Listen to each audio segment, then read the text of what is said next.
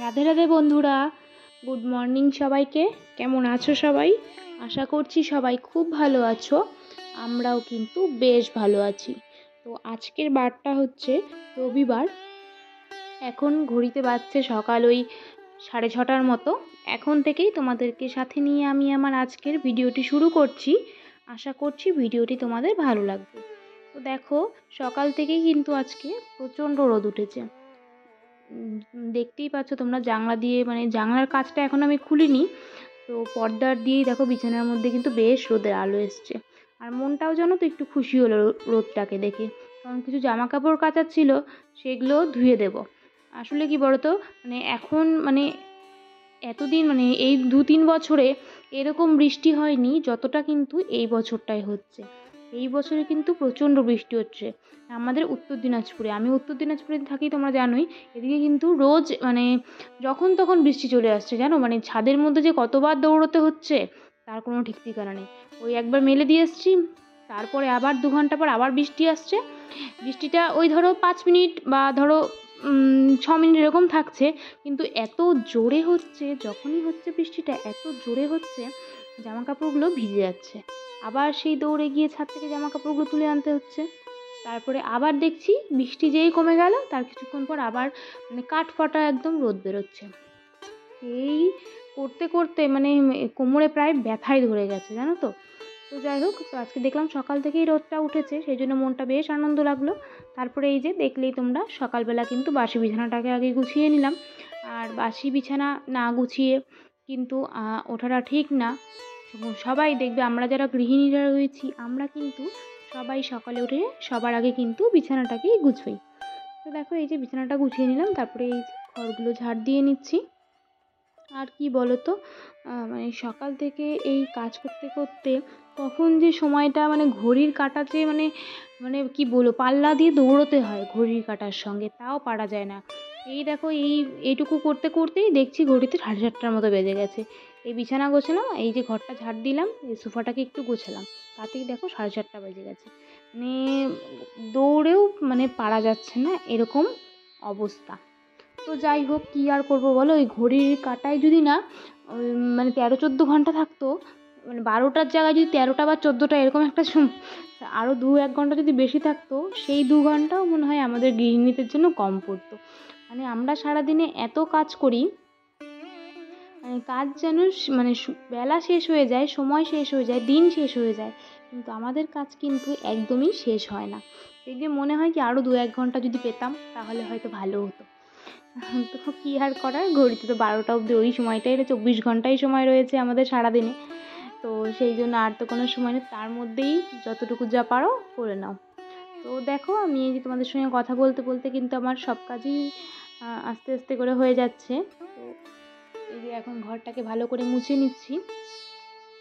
আর কি বলো তো, এই লাঠিটা নেওয়াতে না বেশ সুবিধা হয়েছে, জানো তো। এই বসে বসে মোছার থেকে এই লাঠিটা দিয়ে মুছি। আর এটা যেহেতু স্পিনার, বালতি রয়েছে সঙ্গে, তো সেই জন্য জল ঝরানোরও খুব একটা ইয়ে নেই। অন্যগুলোতে কী হয় বলো তো, যেগুলো শুধু লাঠিটাই থাকে, সেগুলোতে জলগুলোকে হাত দিয়ে আবার চিপে ফেলতে হয়। তো এটাতে সেটা হয় না। এটাতে কিন্তু ওই বালতিটার মধ্যে স্পিনারের মতো দেওয়া রয়েছে, সেটাতে একটু চাপ দিয়ে ঘোরালেই কিন্তু জলগুলো সব ঝরে যায়। তো বেশ ভালোই মোছা হয়ে যায়, তাড়াতাড়িও কিন্তু হয়ে যায়। তো এই যে তারপরে এই যে ঘর মুছে তারপরে কিন্তু নিচেও গিয়েছিলাম, মার ঘরটা মুছে এসেছি। তো সেখানে আর ক্যামেরাটা নিয়ে যাইনি। আসলে কি বলো তো, যতই করি না কেন, কিছু কিছু জিনিস দেখবে, কিছু কিছু জায়গায় মনে হয় কি থাক, ওই জায়গাটা আর ক্যামেরা নিয়ে যাব না। আর তার মধ্যে কী বলো তো, মা বাবা থাকে, তো সেদিন আমারই একটু লজ্জা লজ্জা লাগে, এখনও পর্যন্ত লজ্জাটা কাটিয়ে উঠতে পারিনি। তো ওই যে ঘরগুলো মুছে এসে তারপরে যে ব্রাশ করে নিয়ে তারপরে কিন্তু চলে এসেছি আমি আমার গপু সোনার কাছে। সকালবেলা উঠেই মনে হয় যে কখন গপু সোনার কাছে যাব, কখন গপু সোনাকে ঘুম থেকে তুলে একটুখানি সাজাবো গোছাবো। আমার খুব আনন্দ লাগে এই সময়টুকু, জানো তো। ভীষণ আনন্দ পাই এইটুকু সময় বসে আমি আমার সমস্ত মনের কথা আমার গপু সোনাকে বলি। আর আমার গপু সোনাও কিন্তু খুব মন দিয়ে আমার কথা শোনে, জানো তো। তারপরে এই যে দেখো, গপু সোনাকে স্নান করিয়ে দিলাম। আর রোজ রোজ না পঞ্চামৃত দিয়ে স্নান করাই না, আর করানোও যায় না।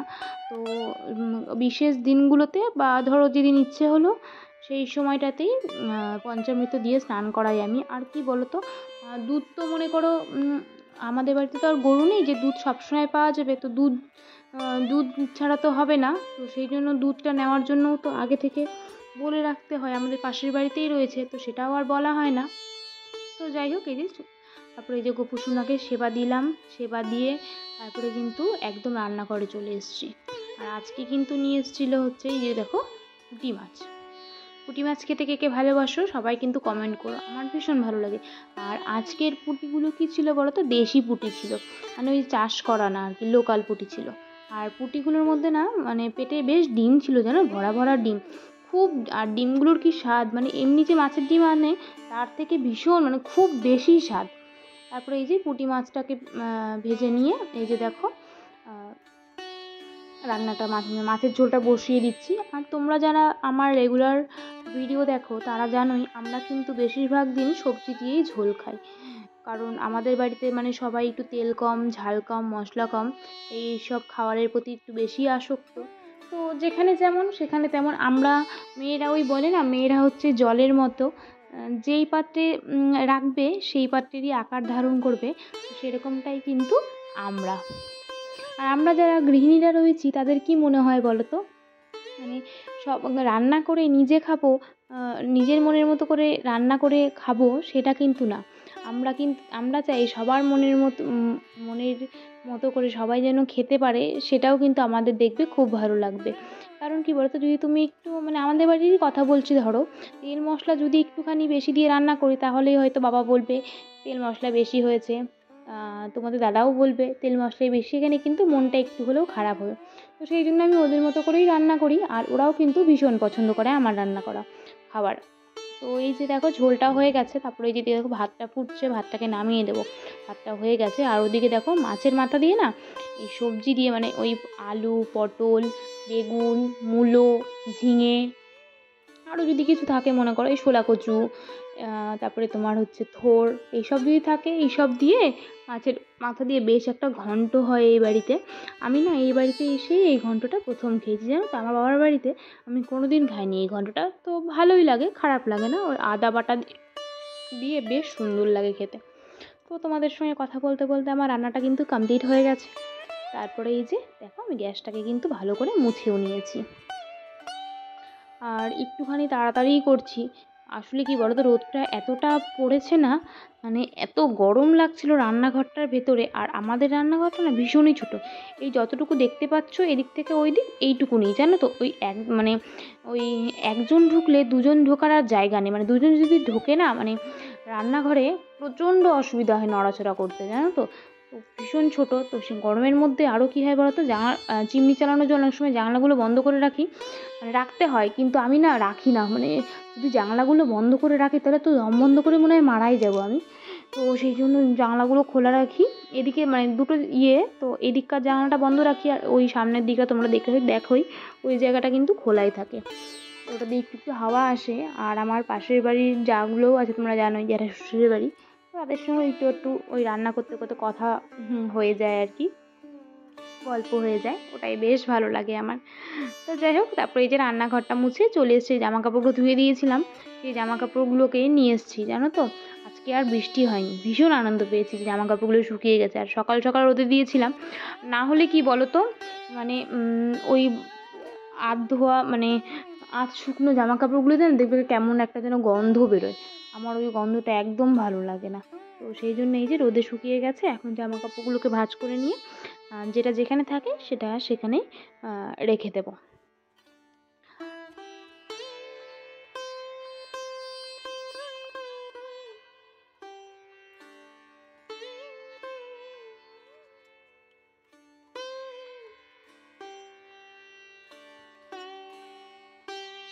তো এই যে দেখো বেড কাভারের মধ্যে দেখছো যে আমি পিলো কাভারগুলোকে ভরে রাখলাম, তাতে কি হয় বলো তো, যখন আমি চাদরটা পারি তার সঙ্গে ম্যাচিং করে একটা মানে বালিশের কভারও হয়ে যায়, আর খুঁজে পেতেও কিন্তু কোনো সমস্যা হয় না।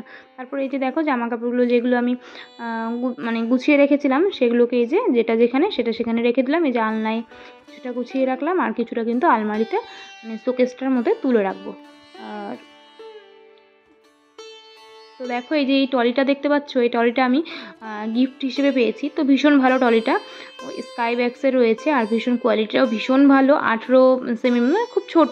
তো যাই হোক, ছোটো ছোটোও কিন্তু অনেক সময় দরকার পড়ে। তো কাছে পিঠে কোথাও যেতে বেশ ছোট্ট একটা ব্যাগ নিয়ে এলে। আসলে কি বলো তো, আমার ট্রলি রয়েছে কিন্তু বিয়েতে পাওয়া অনেক বড়, ওই কাপড়ের যেগুলো হতো না ওগুলো ভীষণ বড়, সব জায়গায় তো নিয়ে যাওয়া যায় না। তো এটাকে ভাবছি বেশ মানে এদিক ওদিক গেলে, বাবার বাড়িটারি গেলে নিয়ে যাওয়া যায়। আমি তো বাবার বাড়িতে 2-1 দিনের জন্যই যাই, বেশি যাই না। তো দেখো তারপরে এই সমস্ত কাজ সেরে এই যে একটু নিজেকে সময় দেওয়া, মুখ ধুয়ে তারপরে এই যে নিজের স্কিন কেয়ারটা করে নিচ্ছি। তারপরে চুলেও সিরামটা লাগিয়ে নিলাম, চুলে আজকে শ্যাম্পু করেছি। আর কি বলো তো, এই যে এখন একটু তাড়াতাড়ি করে রেডি হচ্ছি কেন, ছেলেকে হচ্ছে নিতে যাব, ছেলে গেছে হচ্ছে পড়তে। ভীষণ রোদ উঠেছে জানো তো, এই জন্য সানস্ক্রিনটা ভালো করে অ্যাপ্লাই করে নিচ্ছি। আর রোদে বেরোলে কিন্তু তোমরা অবশ্যই সানস্ক্রিন ব্যবহার করো। আর সামনেই কিন্তু পুজো আসছে, তো ছোটো ছোটো কিছু টিপসও দেবো। তো আমার ভিডিওগুলি অবশ্যই তোমরা ফলো করো। তো তোমরা কিছু কিছু টিপস কিন্তু দেবো। তো এই যে দেখো তারপরে এই যে যতটুকু যা করার করে নিয়ে এই যে একটু জল খেয়ে নিচ্ছি। ভীষণ গরম, তো এই গরমে শরীরকে হাইড্রেট রাখতে ভীষণভাবে কিন্তু আমাদের জল খাওয়া উচিত। আমি তোমাদের সবাইকে বলবো তোমরা কিন্তু বেশি বেশি করে জল খাও, যে মানে চড়ার দিন চলে এসছে, মানে বেশি বেশি করে তোমরা কিন্তু জল খাও।